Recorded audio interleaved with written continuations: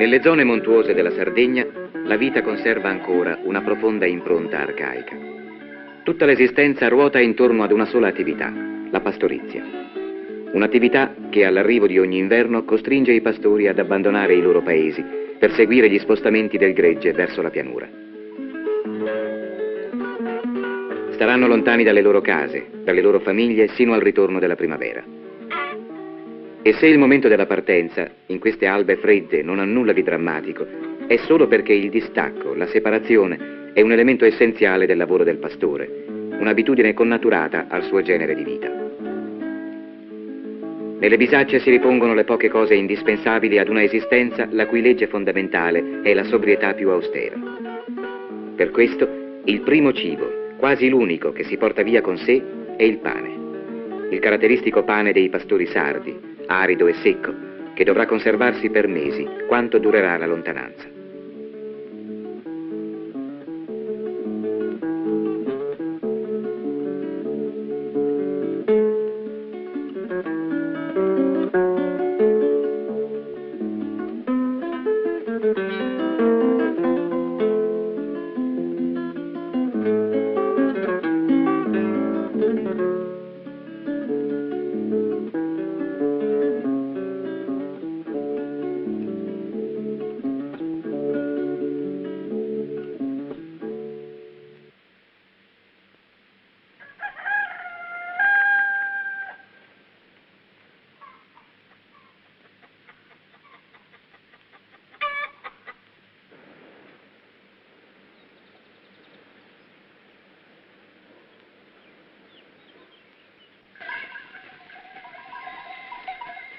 Per questo rapporto così stretto che lega fra loro le esigenze della pastorizia nomade e le abitudini di vita dei paesi della montagna sarda, la preparazione e la confezione del pane assume ai nostri occhi un valore esemplare, capace di illuminare insieme ogni altro aspetto della civiltà arcaica.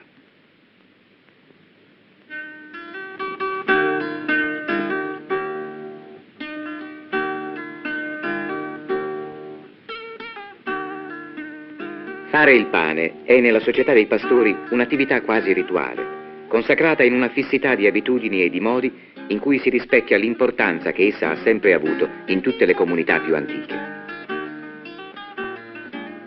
La religiosità dei gesti che accompagna la lunga fatica per la preparazione del pane non è soltanto una nostra impressione di raffinati scopritori di culture elementari. Cocenne? È la domanda di chi entra in una casa dove ci siano donne davanti al forno. Cuocendo? Cuocendo, rispondono in coro le donne, senza aggiungere altro. Deus vos bardet, Dio vi guardi, è allora il saluto. Et nos beneicat, e ci benedica, è la risposta delle donne.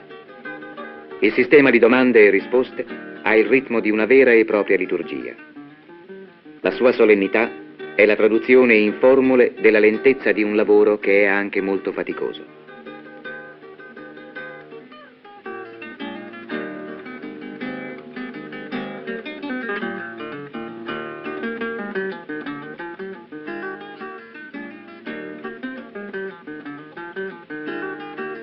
A fare il pane si inizia verso sera.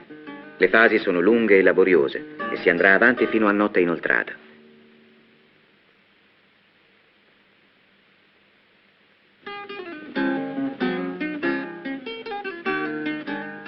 Il pane è il lavoro che più di ogni altro chiama in causa il vicinato. Subihinau, che quasi come la famiglia è un nucleo essenziale di questa civiltà dei paesi pastorali. Quando si fa il pane, tutte le vicine vengono ad aiutare.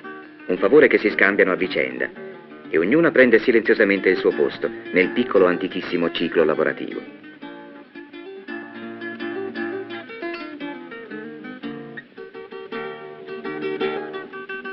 Qui veramente il pane si fa con le mani, non soltanto perché le mani sono l'unico strumento della lavorazione, ma perché soltanto una lunga, continua manipolazione garantisce che il pane sarà buono.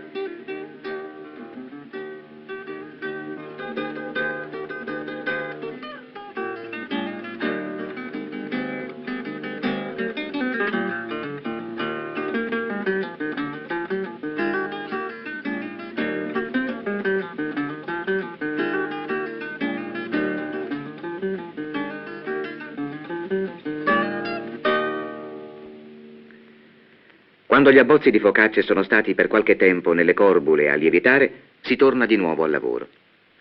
Ogni donna riprende il suo posto, che è sempre lo stesso, non soltanto durante una sola cottura, ma in genere ogni volta che si fa il pane.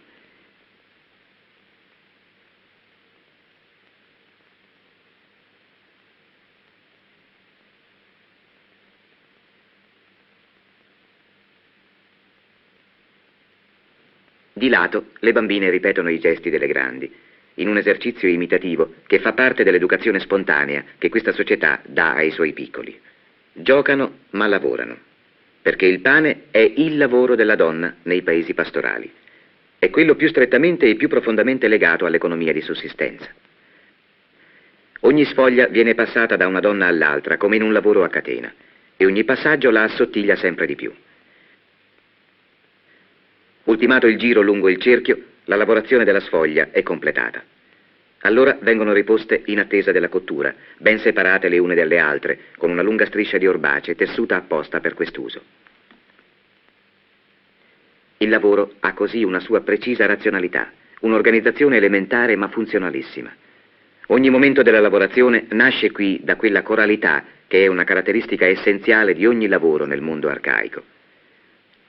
La provvista del pane deve durare 1 mese, anche 2. Perciò la confezione del pane nelle case delle zone di montagna si ripete a una certa distanza, di solito 1 volta al mese.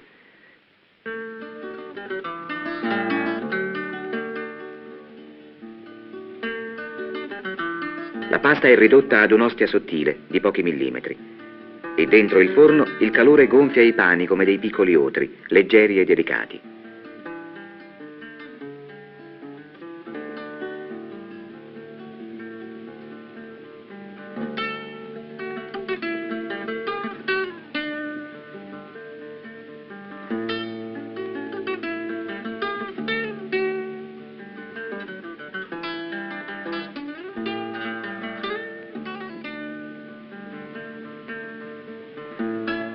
Dopo che con un coltello si sono separate le 2 superfici, seguendo la divisione che è avvenuta durante la cottura, i fogli così ottenuti vengono rimessi nel forno per pochi attimi e ne escono duri e croccanti come biscotti.